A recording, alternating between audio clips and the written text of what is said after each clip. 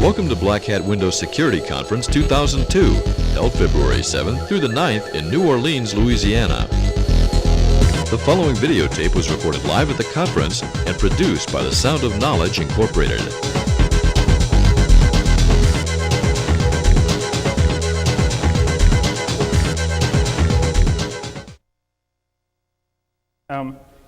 Because for my internal clock it is still evening. My name is FX from the German Phenotyp Group. Just to make sure there's no misunderstanding, this is not a company, this is a private research group for some people just interested in strange stuff and protocols. And as you see, hopefully on a title, we want to talk a little bit about the field of protocol attacks, evil routing, and general abuse of protocols. So this is the agenda. What are we discussing? We have a short introduction, and we will, in this introduction, cover certain attack scenarios. What can you do in general? Why is that important to remember if you design your infrastructure security? And after the introduction, we will shortly cover layer 2 protocols like CDP, STP, and 802.1q VLANs. We will also cover the classics like ICMP abuse and ARP attacks, but just especially for the ARP stuff, we skip over that pretty fast because Jonathan is giving a more in-depth discussion of ARP later. And then we will, of course, look into routing protocol attacks, which routing protocol exists, what can an attacker do with them, and finally, we look into so-called tunneling. Since we started with this kind of research, even CERT figured out that this is maybe something important. So I will read to you what CERT has to say. It is, of extreme concern is the potential of routers being used for DOS attacks based on direct attacks against the routing protocols that interconnect the networks comprising the internet. We believe this to be an imminent and real threat with a potential high impact. Well, CERT is right. This is a real threat. The question I ask myself always is, like, why should you use it for denial of service attack if you can do more interesting stuff with it, and if you can really use it for directly attacking and taking over systems? So maybe they figured that out in half a year. Infrastructure at risk. So what threats are we facing here? What threat poses an attacker using protocol-based attacks to you? Using traffic rerouting, an attacker might be able to sniff data streams he wouldn't normally see. You probably all have switches in your networks for performance reasons, but also to prevent sniffing. This can be circumvented. The attacker also could prevent data from getting from point A to point B. Data like syslog, authentication, accounting data. He could modify the data on the way, which means after valid data was sent from host A, it might be invalid when it is received by host B.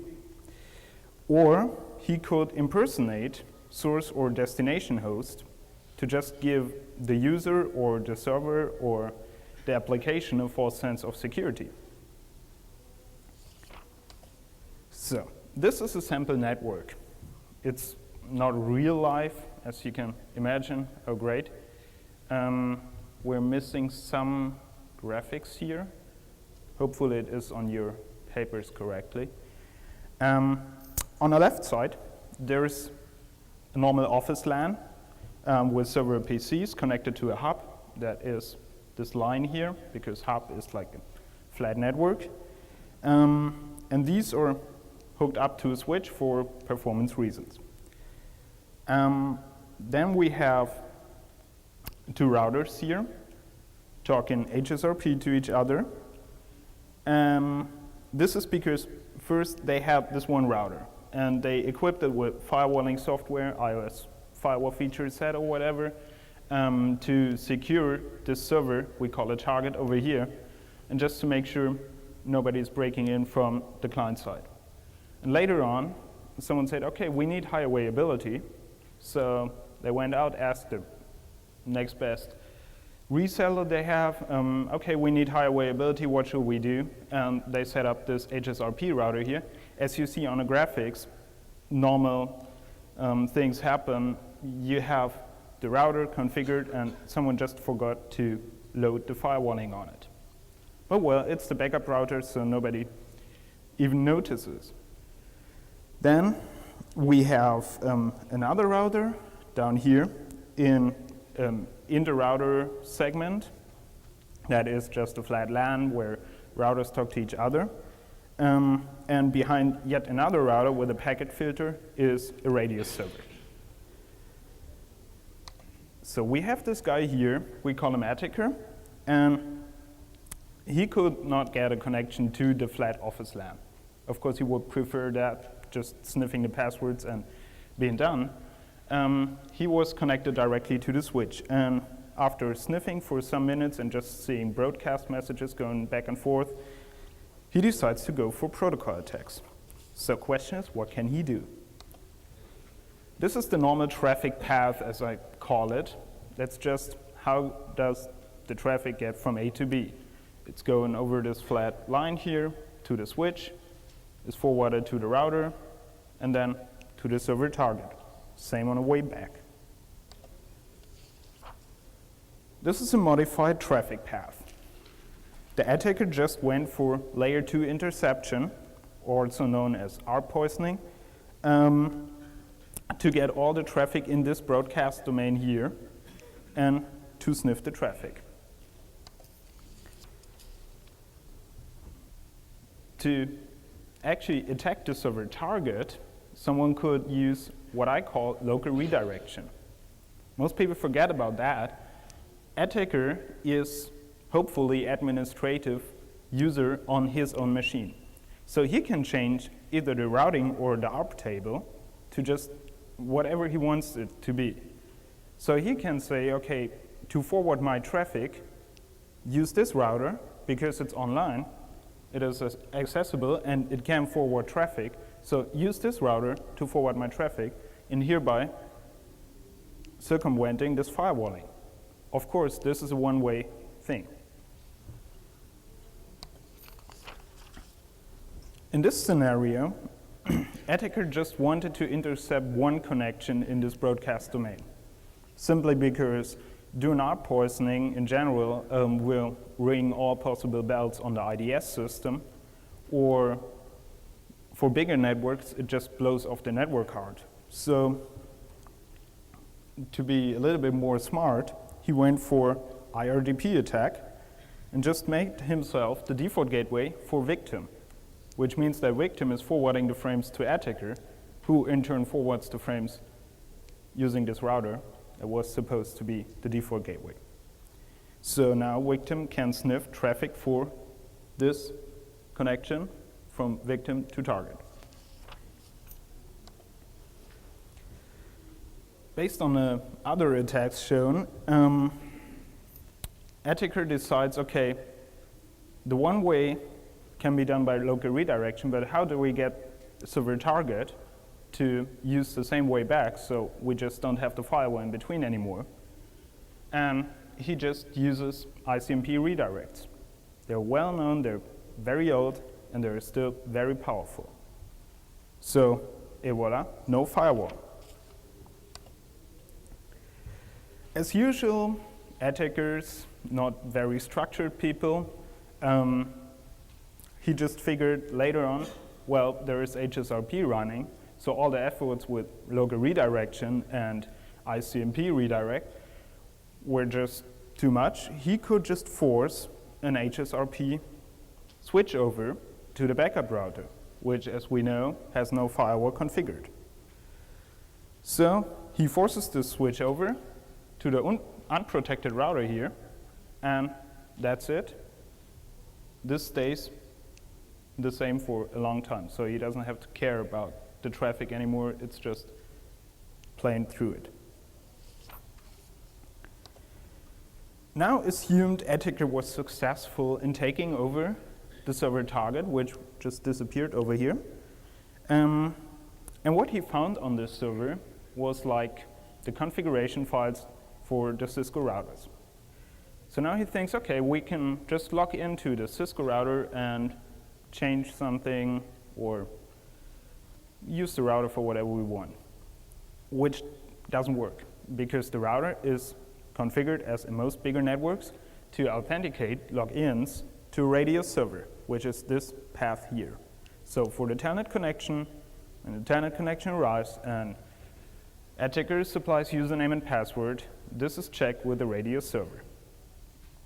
And only if the radio server is not available, then the router will refer to the local configured passwords for telnet login.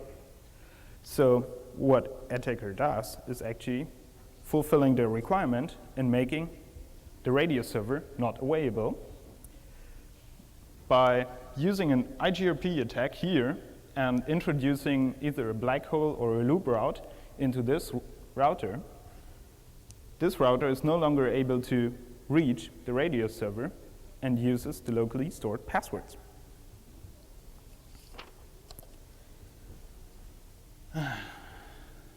This slide really needs the pattern that is not visible here. Bad.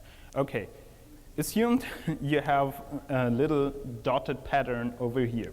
Because we talk all over the place about routing protocols and other protocols running over multicast, this slide is just here to show you how unpredictable it can be. I didn't believe that when I saw it first time.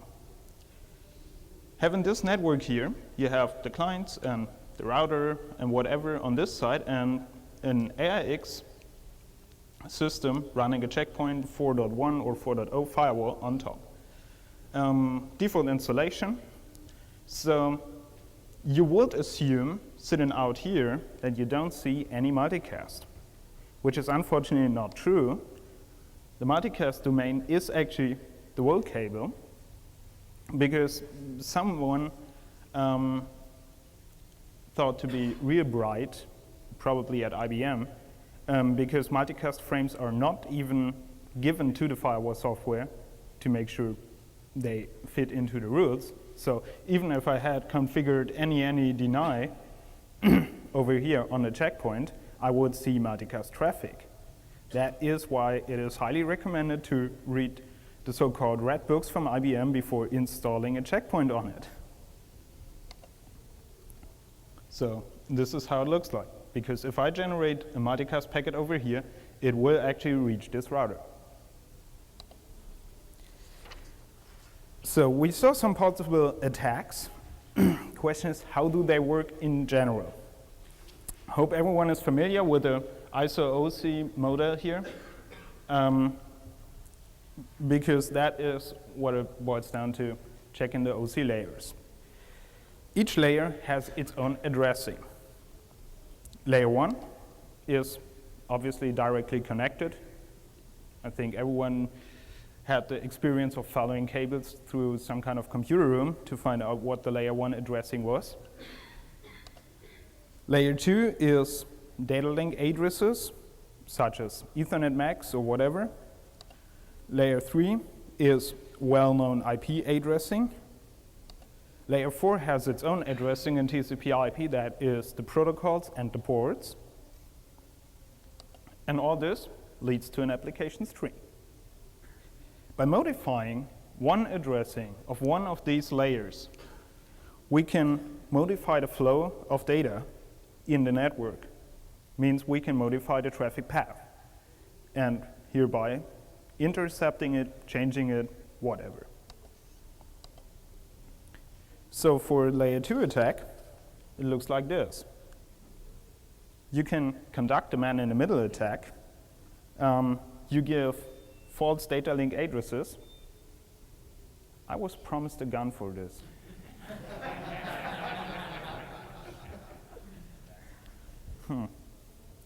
Okay, so you can give false data link addresses to both the server and the client. And, oops, we're too far. Go back. Yeah, here.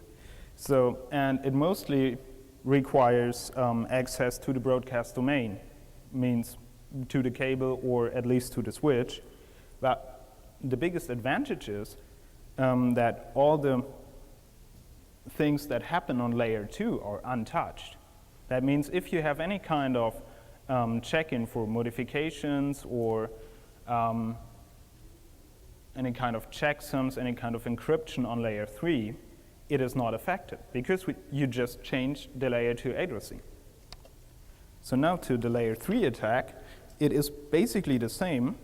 You give false next hop information to the systems,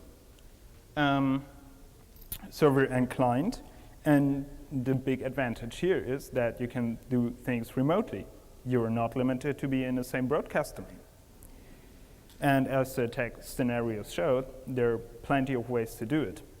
And just to make sure you all understand this, this presentation is not complete and does not cover all possible ways to use routing protocols. Okay, talking about protocols, let's go to the first one of my favorite. Cisco Discovery Protocol is one of these protocols that run on most networks, and most people don't even know it or don't bother. The issue with this is, as far as I see it, it is both useless and dangerous.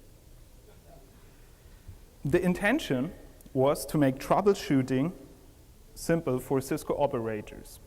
Means, for whoever doesn't know this protocol, it runs directly on layer 2, and a Cisco device is going to broadcast on layer 2, or better, Ethernet multicast on layer 2, information about itself.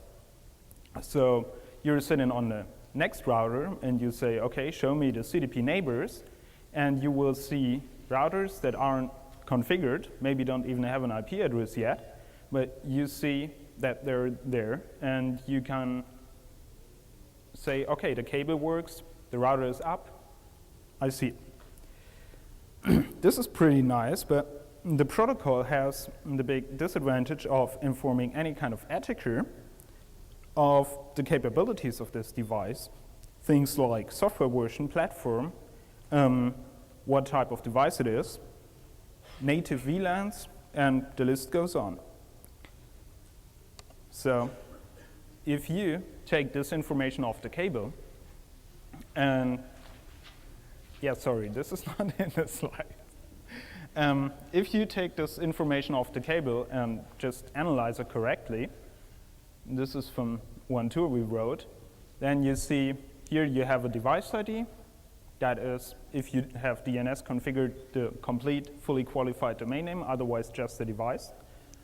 You have the port ID, the platform, what type it is, duplex, and if you're nice, you can actually ask it what kind of software it is, which release, who compiled it, all the interesting information. Same holds true for switches. This one obviously was sitting at DEF CON. You see, it announces itself as a layer 2 switch, tells you, okay, you have a full duplex uplink, this is my platform ID, this is my software. So if this isn't bad enough, on top of this, CDP is vulnerable to a memory exhaustion attack that might negatively influence the performance of your device. As you see here, it really doesn't know anymore what it is. You can really flood the device with all kinds of CDP information, like plenty of random devices you just generate, and it will use all available memory for that. Remember, Cisco IOS is a flat memory modem. So I haven't discovered a good use for CDP yet. My advice would be to turn it off completely on each and every device you have. Spanning tree, STP, is used to calculate forward paths on flat Earth networks. That means for the situation on the left side here, you have two switches, and obviously you have a problem. Because if you have a host sitting over here, and this host generates a broadcast frame, what happens is this frame hits both switches, they forward it over here, so on this cable, you suddenly have two broadcast frames. They are received by the other switch and forwarded again, and then you have 4 broadcast frames and so on. If someone wants to try that out, just take 2 switches, connect them like here, plug a Windows machine in there and boot it. And you probably have about half a minute before your network is toast.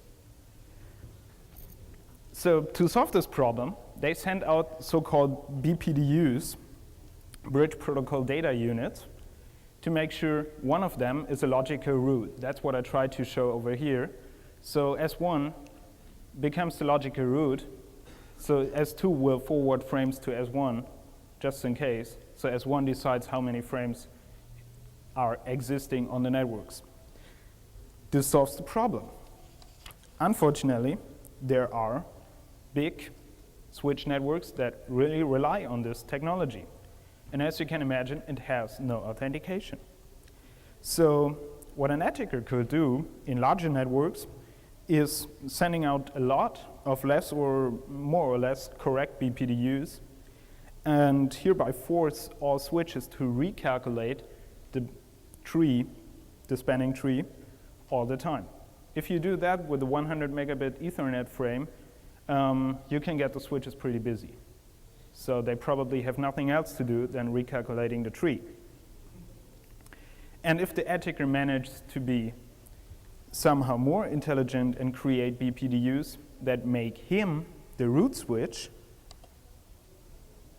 like this, he could suddenly be in a very strong position. We have people that told us they tried this on bigger networks successfully, which means you become the root in the tree, and everything that is not handled locally on the switch is forwarded to you. So you have a very good position to sniff, and nobody will notice. Because if you ever try to debug a spanning tree failure in a bigger switch network, you probably know that this takes a lot of time. IEEE 802.1q VLANs, probably well known.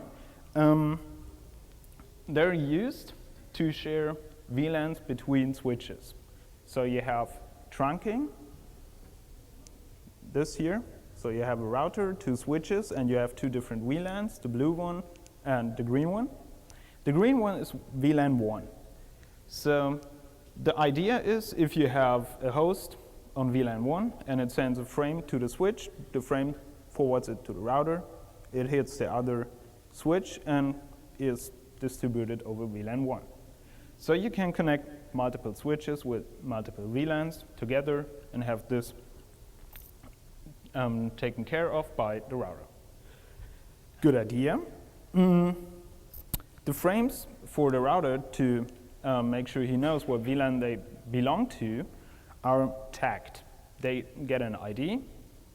Hi, I'm this and that frame. I belong to this and that VLAN. And on the other side on the second side, the tag is stripped off, and the switch decides which VLAN gets them. Now, looking at this in detail, the tagging looks like this. We have the normal destination and source, and then we have this PID that actually tells you that's the tag protocol identifier, and it actually tells you what protocol is in there. In this case, it is Ethernet. And then we have the tag control information field, which includes the user priority over here, a canonical format identifier, which is a strange thing because it changes its meaning all over the place depending on what protocol is in the whole frame. And we have the VLAN ID. So after that, we have the normal type payload stuff following. The obvious ID is to do VLAN hopping by exploiting the fact that plenty of switches already accept tagged frames. For Cisco, it is the default setting. If I have VLAN 1 and VLAN 2, VLAN 1 is per default enabled to accept already tagged frames on every port, which means an attacker sends out an already tagged frame, saying, okay, this frame, he's sitting on VLAN 1, this frame is targeted for VLAN 2. Of course, he needs to know the MAC address of victim, because things like ARP and stuff don't work. But assumed he knows that, this tagged frame is taken as it is, forwarded to the router, who puts it on the other switch, who in turn strips off the tagging and sends the frame. So we successfully jump VLANs. Address Resolution Protocol, ARP, I assume everyone knows that pretty good. And as I said, I race over that one to give Jonathan something to talk about in detail. How it works, just in case you need a little bit refresh on it. Host A wants to talk to host B. On the network layer, figures out the IP. On the data link layer, figures out he has no idea what data link address to use. So he broadcasts the request. Host B answers. This is my MAC address. And here we go. So an attacker, of course, sees the broadcast as well. So what we do is, when he broadcasts, attacker appears. No, first we have the answer, then our attacker appears, and he will send a different data link address for the same requested IP. And while at it, yeah, you can as well lie to both parties.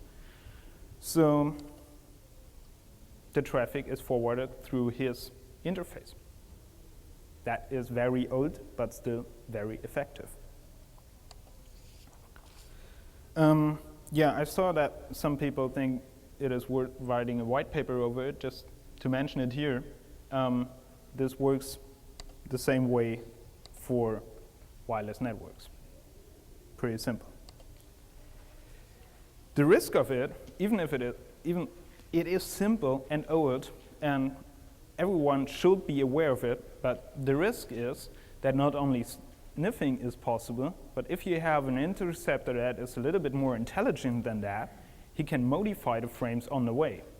So if you have like accounting information, syslog information, authentication, or just, let's say, a plain email, by forwarding the frames, you can decide if you forward them, where you forward them to, and you might change the content of the frame.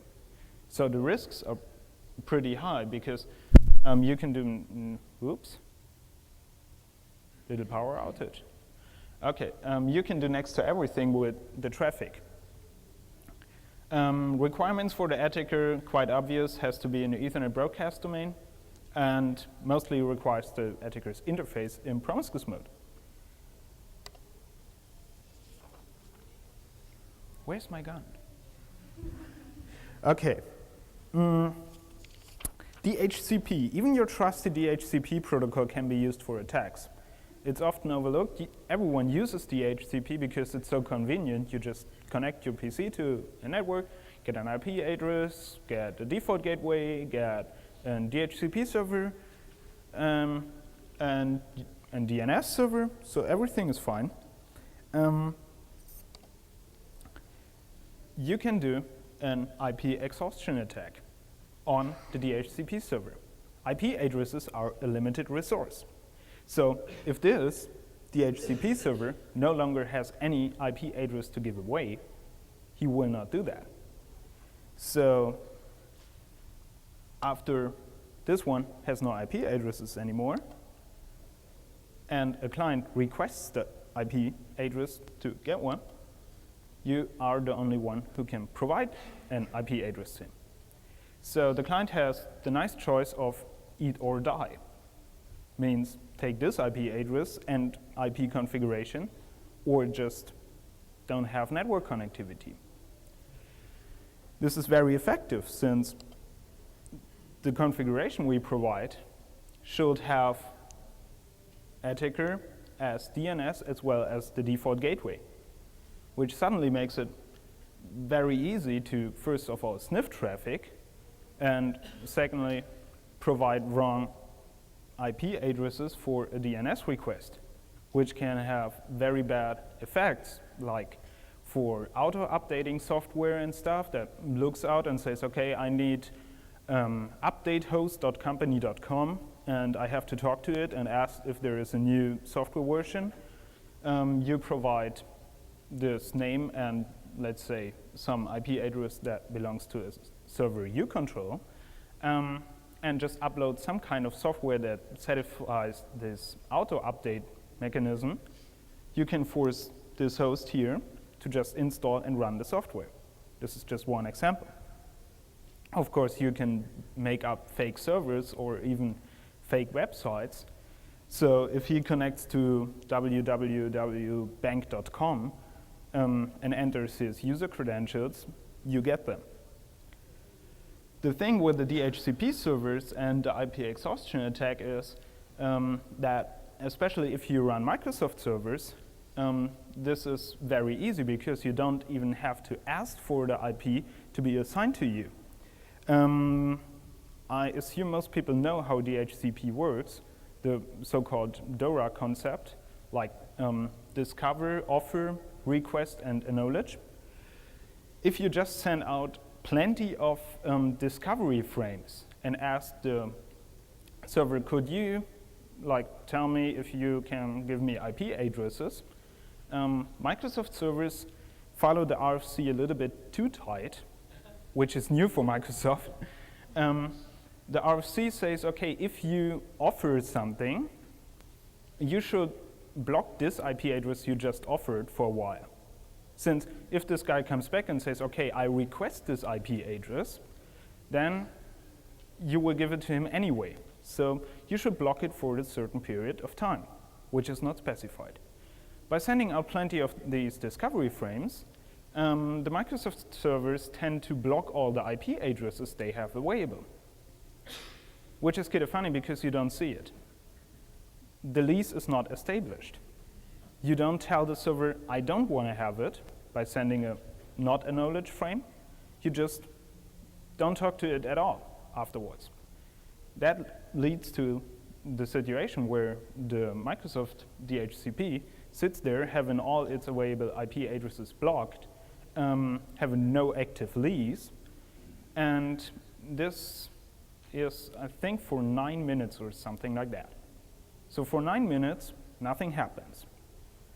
And the most funny part is that in some way in the registry, these IP addresses are stored as potentially leased, but in the MMC you don't see them.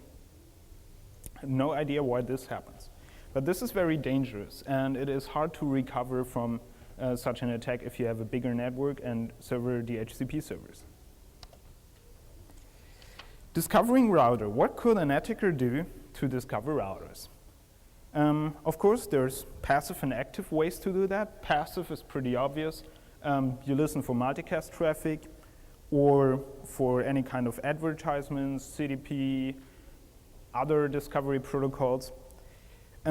Active discovery is a little bit more noisy, of course, but can be done remotely.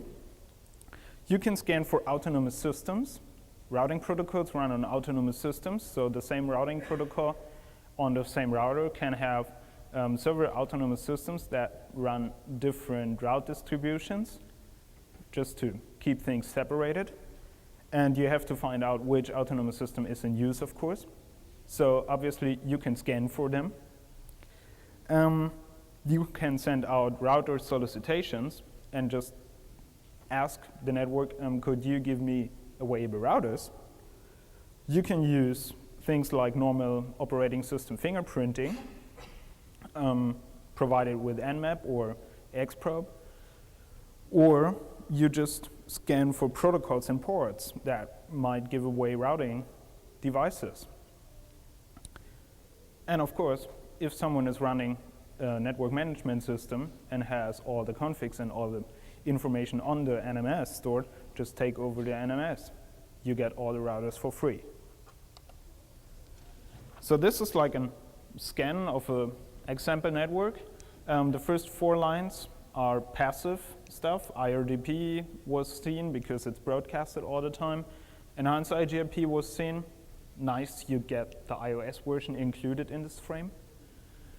And by actively scanning, you just hook up to the autonomous systems you just found and ask it, okay, give me the information, and you get the information like destination network, net mask, next hop, if any, all the data for the metric calculation. We covered that later.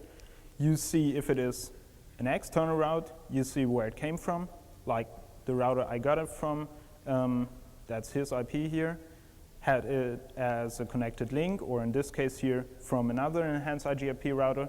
So it's pretty chatty. It would tell you next to everything you need to know. So there are obviously tools for that. We wrote one that we call Autonomous System Scanner. If you want to try that by hand, you can just take Ethereal or whatever sniffer you prefer and see what information is in the routing protocols.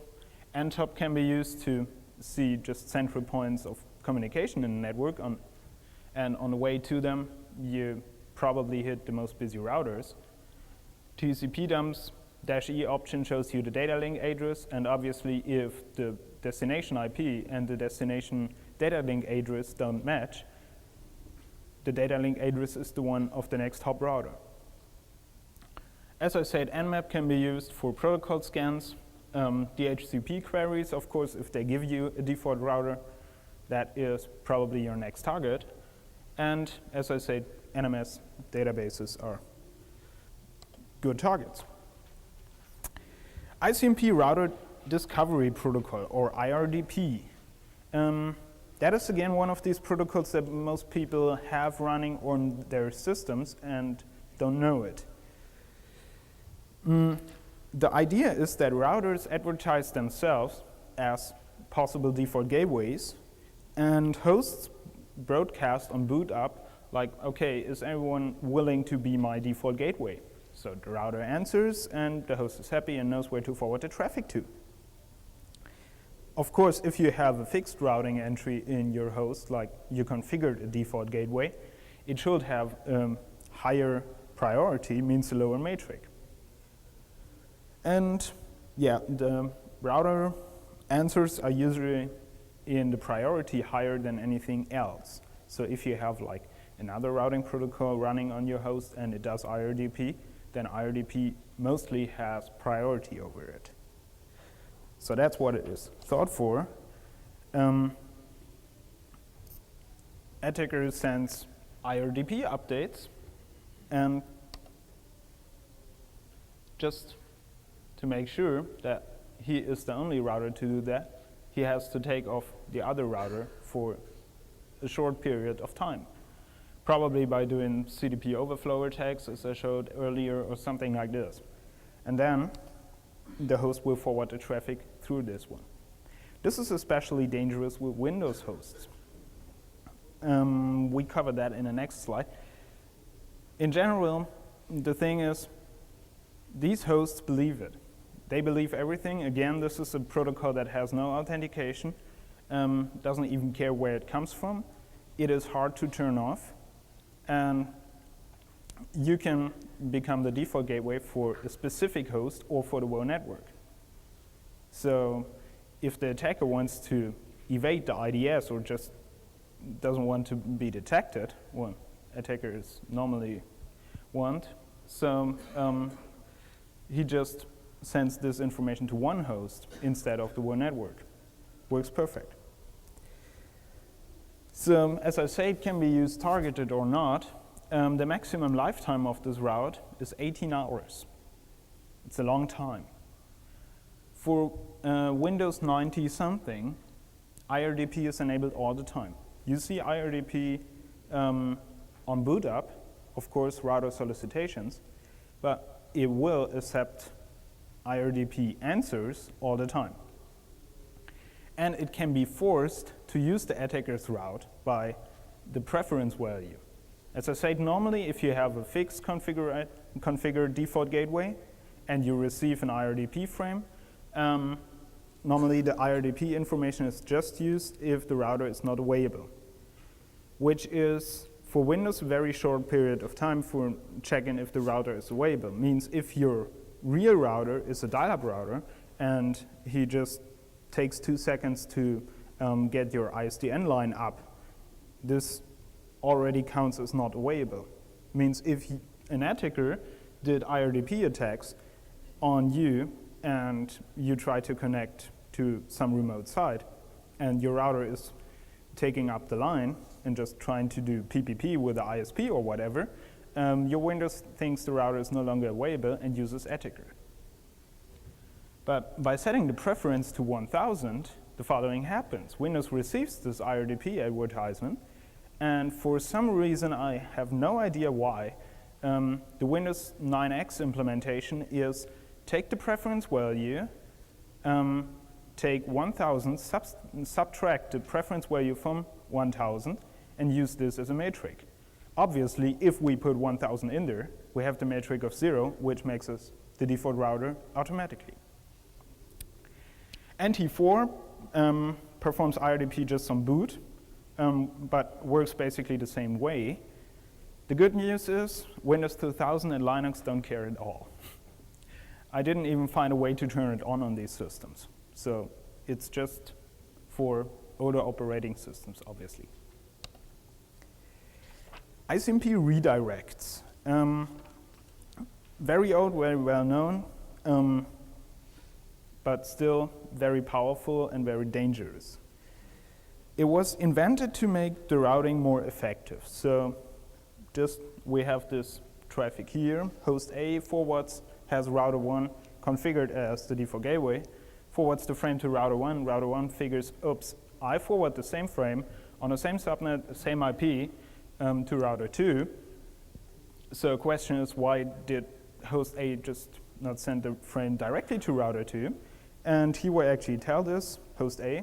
Host A will accept this information and say, okay, I adjust my routing table. And so it goes over there. Something happened with the slides. Yeah.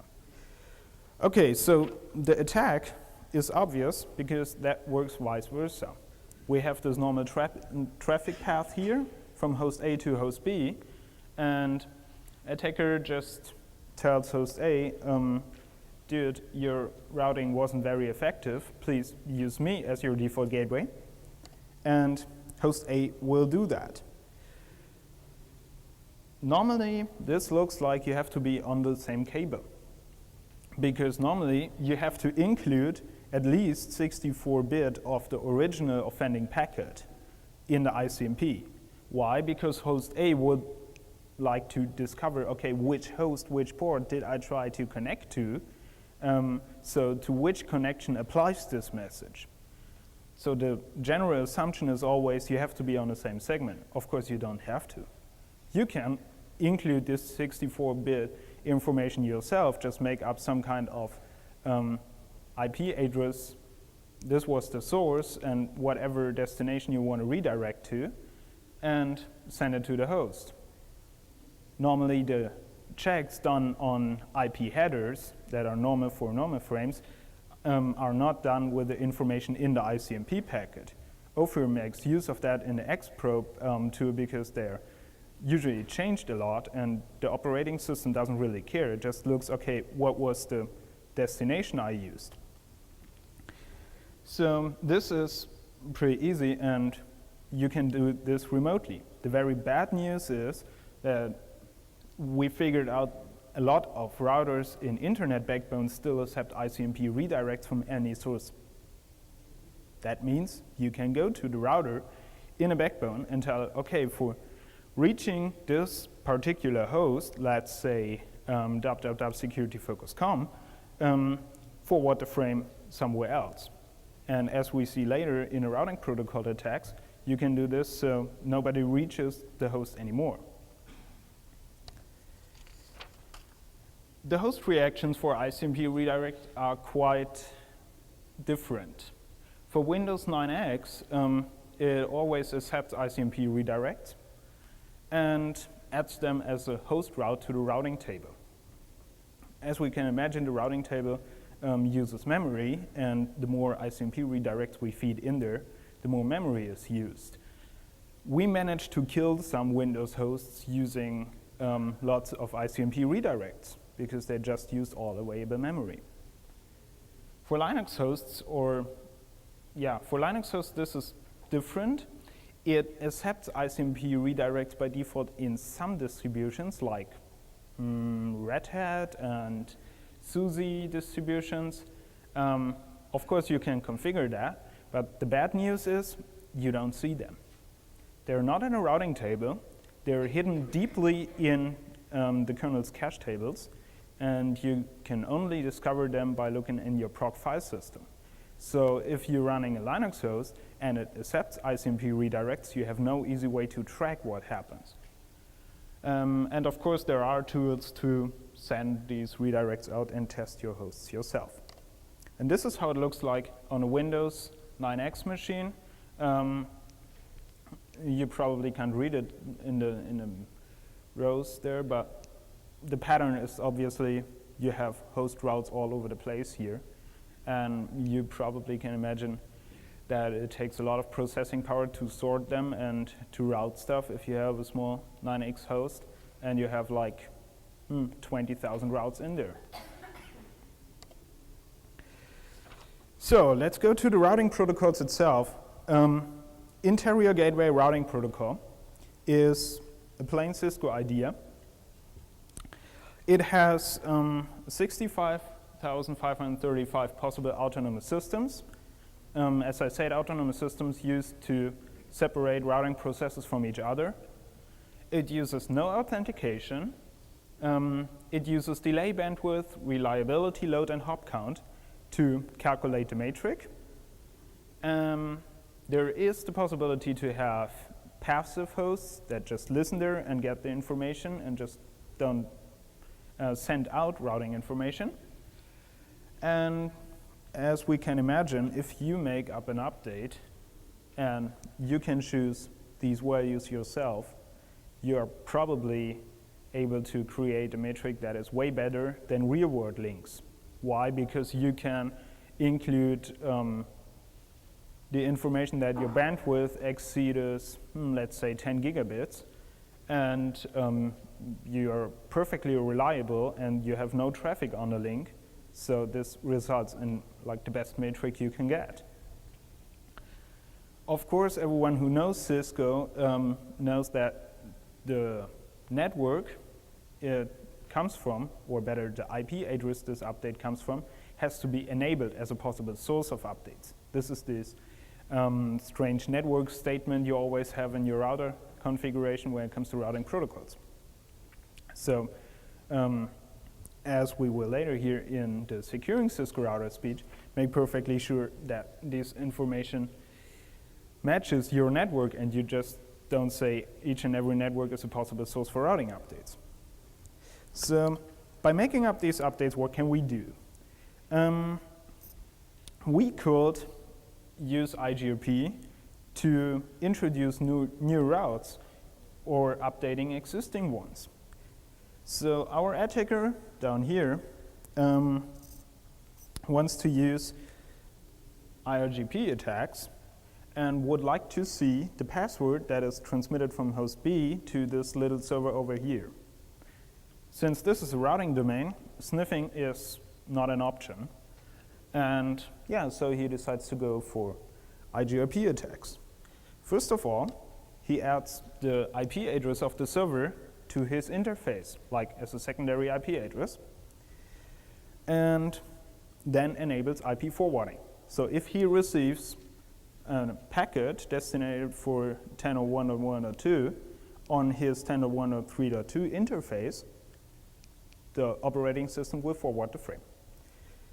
So then he tells router 1, using router 3's IP address, that 10.1.3.2 is the absolutely best way to reach 10.1.1.2. So you tell this router that if you ever receive a frame for 10.1.1.2, this is the best way to forward it. Then he tells router 2 over here, using router 1's IP address, that router 1 is absolutely the best router to reach 10.1.1.2. So this router gets the information that this way is the best to reach the server.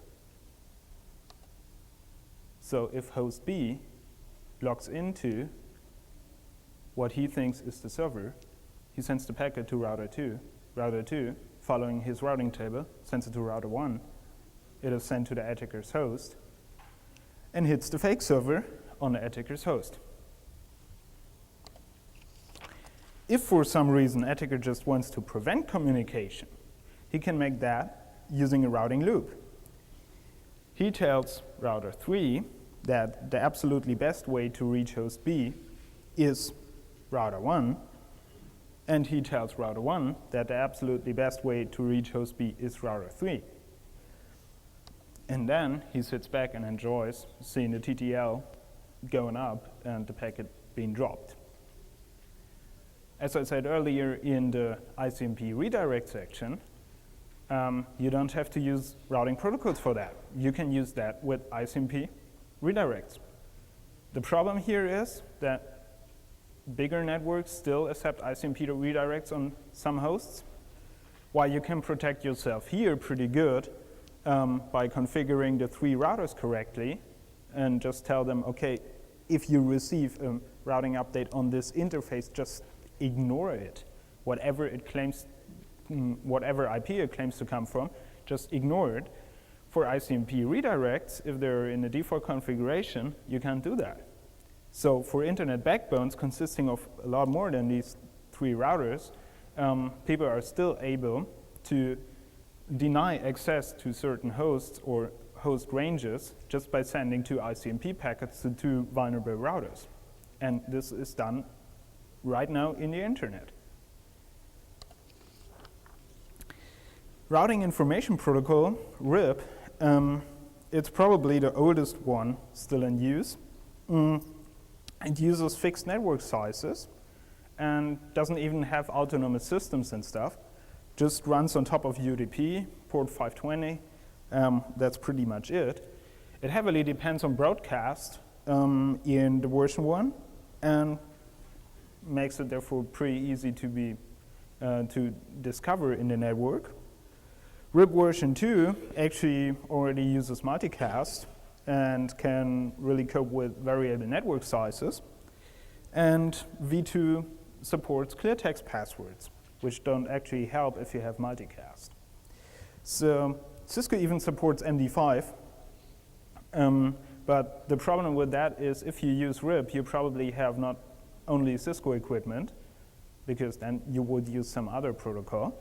And the MD5 hashing that Cisco does is not following the RFC because it has a double authentication block.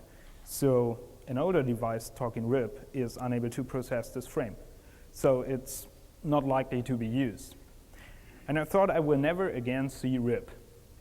And this being the Windows security black hat, do we have people here that have Windows 2000 servers that actually run the RIP listener? Anyone? Okay, that makes me happy. I discovered that you can install a RIP listener and the Windows 2000 will actually take the RIP packets and update its routing table, which I thought is a real bright idea to support exactly one routing protocol, the one that is most insecure.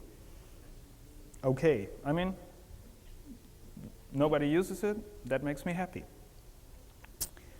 RIP attacks, pretty obvious, same idea as with IGRP.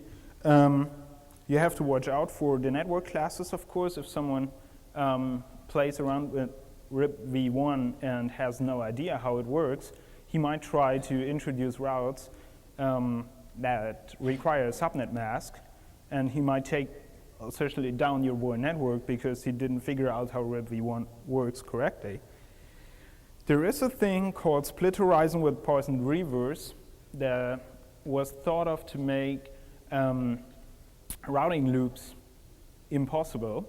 If a router receives a routing update, he sends back to the original sending router a RIP frame saying, okay, I know the route, but he includes the metric 16, which means this is an infinite high metric, and you shouldn't use that link. Helps to prevent routing loops, doesn't protect you. If someone really wants to introduce routing loops in your network, with RIP it is still possible. And of course, if you want to test that, there are older tools like the rprobe and sRIP from Humble. The Nemesis RIP sender works pretty okay. And of course, you can use our ASS tool to scan that. Enhanced Interior Gateway Routing Protocol is yet another Cisco idea, as you probably figured. It has 2 to the power of 32 possible autonomous systems, which makes it very powerful. The funny part is that the iOS system shell suggests only 65,535. So I've never seen any network that used a higher number than that one for enhanced IGP autonomous systems. It still has no authentication, as far as I know. Or wait a second, you can use MD5 authentication on it, but I'm not sure how many people do that. I learned that yesterday from the great guy who actually does the securing Cisco router speech later. You use that with MD5? Does it work correctly? Okay. Encrypted, it's not authenticated. You don't actually authenticate, but as long as you have a shared key on all your routers. Okay, good. So I have to update that one. Still, it uses delay, bandwidth, reliability, load hop count to use for calculate a metric. And for the attacker, it is a little bit more different because he has to become a neighbor to exchange routing information with the autonomous system. And again, it requires the source network to be enabled as possible source for neighbors. Yeah, despite the fact that authentication is possible, it works pretty well by just joining in as a neighbor, which is barely visible here. These routers talk enhanced IGP, and we have this little attacker here. He joins in and says, hi, I'm a new router. And then he injects routes and just disappears again. Oops. Very good way to track that is if you have your Cisco configured to log neighbor changes in enhanced IGP. If you see a neighbor appear and disappear all over the place, and this IP address doesn't look like one of your routers, it's probably someone playing with you. It's called flapping. Flapping. Yeah.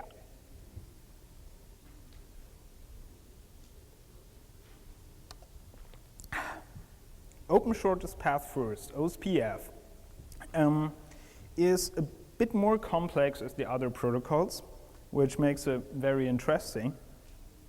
I don't even know all the features and all the ways to implement OSPF. So if you have specific OSPF questions, I refer to the securing Cisco router speeches. Yeah. It basically sends out link state advertisements in so-called Halo packets to a multicast address, saying, okay, hi, I'm a router, and this is what I know. And the problem is, if you design OSPF networks, they are split up in areas. That makes it possible to have not all routers talk to each other, because in OSPF, every router knows the status of the whole area and knows the routes of the whole area, which is pretty good, because it saves you the problem if someone injects routes, he has to make that correctly, so every router in this area accepts this injection. So OSPF has a lot more security features than most other routing protocols. It even supports in the RFC MD5 authentication. But on the downside, OSPF is kind of complex. So many OSPF networks I've seen are flawed by design and are not correctly implemented. And the attacker might be lucky just by exploiting this bad configuration. Since the protocol is complex, the attacks tend to be kind of complex. People try to use OSPF senders and just introduce routes into the networks. It didn't really work. That normally led to denial of service on the whole network. It either went down or just choked for a minute and then worked correctly.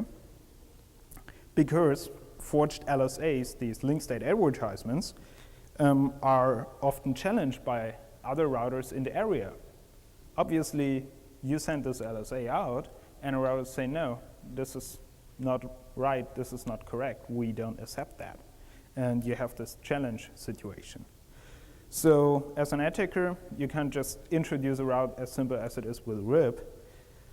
And so we came up with this sample attack here. We have these routers all talking OSPF to each other, and attacker wants to distribute a new route in this network over here. So before router 1 and router 2 exchange information, which they don't do via multicast, but via unicast, that is called a database transfer, he does a layer 2 interception using the classic ARP attack. And as I said in the ARP section, you can have interceptors that are a bit more intelligent than just taking the MAC addresses and sending wrong MAC addresses out, but you can have a forwarding engine that actually modifies the packets on the way from A to B. So that's what he does. Router 1 sends out the database transfer. Router 2 receives the database transfer, but unfortunately with a little bit changed IP address and next hop information. And then it goes out to the rest of the area, and they will actually believe it. Border Gateway Protocol, BGP4, is very interesting. It's exterior gateway protocol, and it's just mentioned here because it's a little bit important. It runs the internet, as you probably know. BGP has the big advantage of relying on TCP communication to work. So routers to talk BGP to each other have to have a communication way. Means router 1 has to reach router B somehow to actually connect to port 179 and exchange information. We have interior BGP and exterior BGP. Interior BGP is normally the better target because it relies on interior gateway protocols, beginning with static routes up to an on-site JP or whatever you want to use to reach the other routers, because they're normally not directly connected. So the possible attacks but mostly include bad updates, as shown in the OSPF slide, or abuse of so-called BGP communities, which is kind of interesting because this community can influence a remote router from whatever source it is configured, and everyone uses that. TCP sequence number attacks, since it is a TCP connection, can be used but are probably not very successful, because if you run BGP on your router, you have probably configured it correctly and have the right iOS image, so you're no longer very predictable. And the most effective attack seems to be attacking the IGP that lies under interior BGP. I was told last time I held this speech that there is a BGP4 attack tool out there in the Black Hat community that actually exploits some kind of fault in the iOS. So there are people that actually can send out BGP route updates to any kind of backbone router, and this backbone router will accept it. So this means there isn't much research done with all the possible attacks, but we shouldn't rely on the fact that BGP is secure. The hot standby router protocol, one of my favorites. It's a Cisco proprietary protocol for high availability. The idea is to have multiple routers, and they all share an IP address and a MAC address that is bound to whatever router is active. The rest of the routers just sits and waits until the active router dies. So it's kind of like a big family. You wait till your uncle dies so you can collect the money. Yeah, the protocol talks over UDP and uses a clear text 8-character authentication password.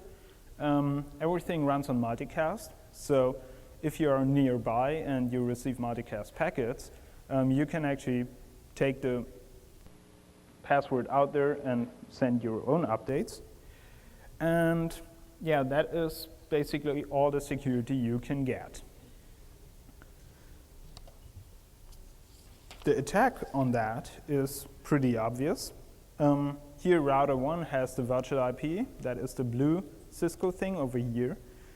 And everyone is using router 1 to forward the traffic because router 1 holds the virtual IP address. So if we go to router 1 and tell him, hey, router 2 has a higher priority and is way better router, that works. The problem here is that this communication that runs over multicast for HSRP is not checked by the Cisco router for the destination address.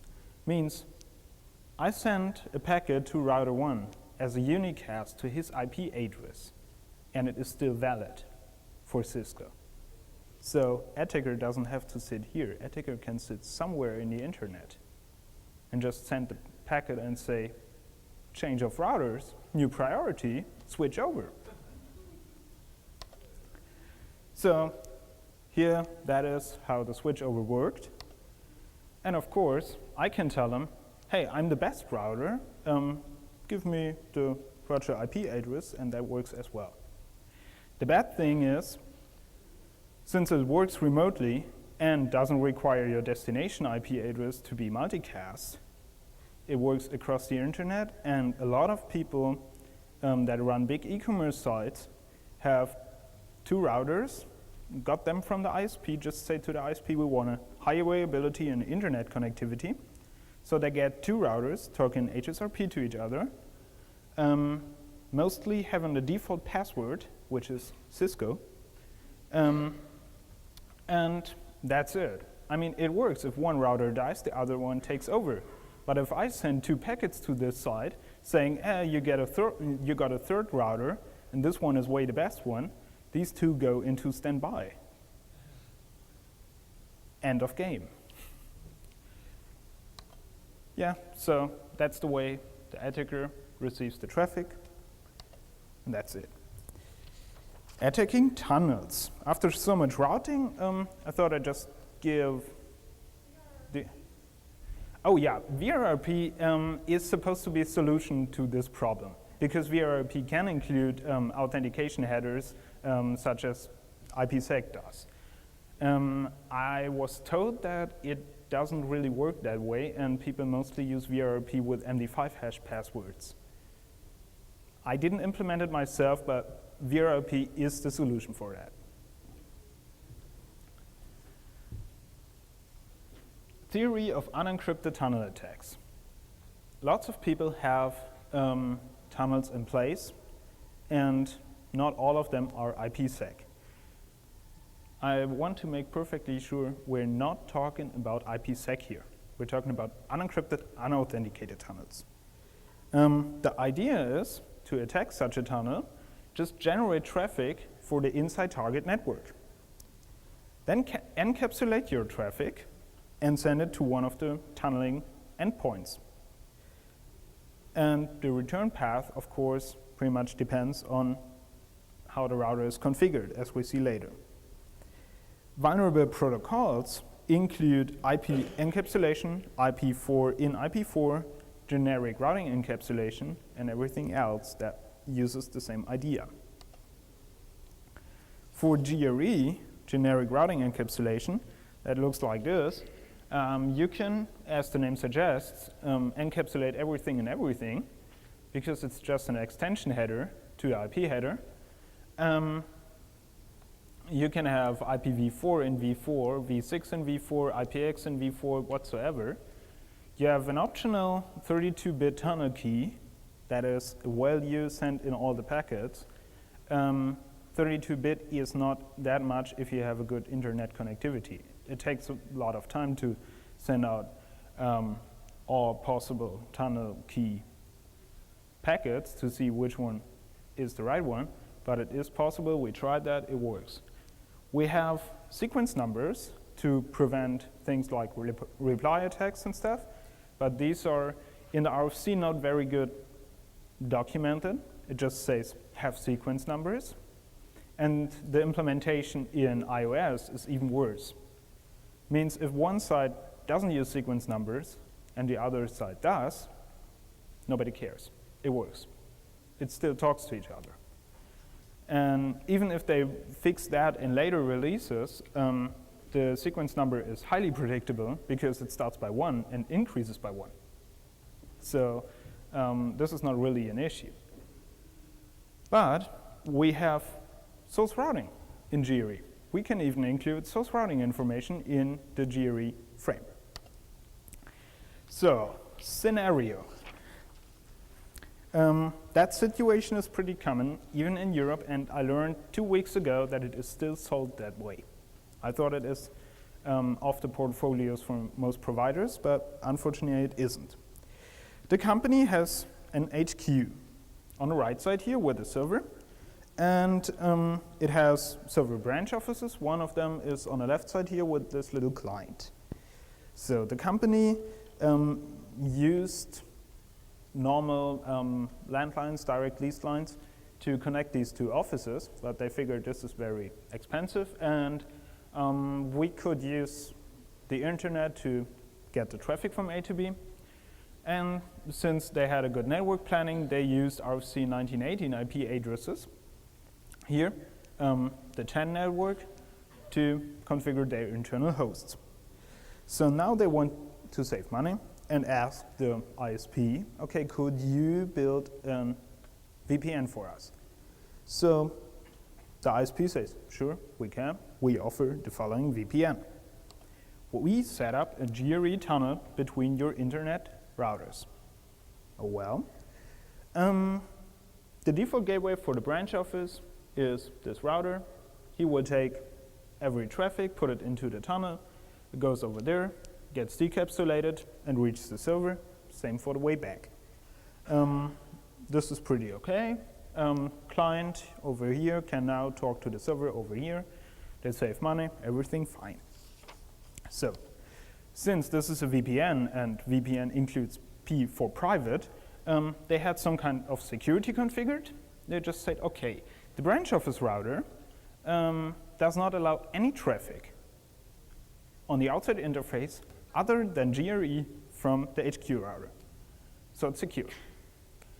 And he routes all the traffic he gets into this tunnel. So nothing leaks to the big bad internet. The HQ router does not allow any incoming connections on the outside interface, of course, and does only allow GRE from the branch offices. So we should be secure. We have this attacker down here. He has its own network connected to the internet, and he wants to attack client system. The obvious way would be to send an email with some kind of exe attachment to this guy, because he would probably click on it. But assumed that doesn't work. He wants to directly attack and port scan this system. So what he does is he sets up another system that takes care of the GRE encapsulation. So now,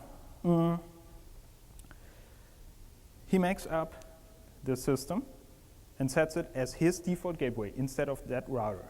So whatever traffic Attacker generates for an outside network is forwarded to this system. So now he sends out a frame with the destination 10.1.5.2, which is obviously the client he wants to attack. This is received by this virtual router thing here that takes care of the encapsulation. It gets encapsulated with the destination IP address of the outside interface, this router, the GRE header that doesn't do anything in the default configuration. It's just 2 null bytes, no 4. The encapsulated destination is still this client. The source address, obviously, is the one from the HQ router. And so this router receives the frame and thinks, oh, nice, GRE encapsulated coming from my HQ router. Everything good, just decapsulate it and put it on the routing process again. Then figure out, oh, 10.1.5 is inside, so forward it to the host over here. Now this host receives the packet, which is bad enough, but now he thinks, okay, we answered this packet. Maybe it was a SYN, so we answer a SYN ACK. And what happens is, he sends it to the router. The router, according to the rules, encapsulates it, sends it into the tunnel to the HQ router. HQ router receives it, comes from the right source, everything good. So decapsulate the frame, then figure out, oops, this IP address, because the inside packet here had as destination this one, but as source, the real IP address from Attacker.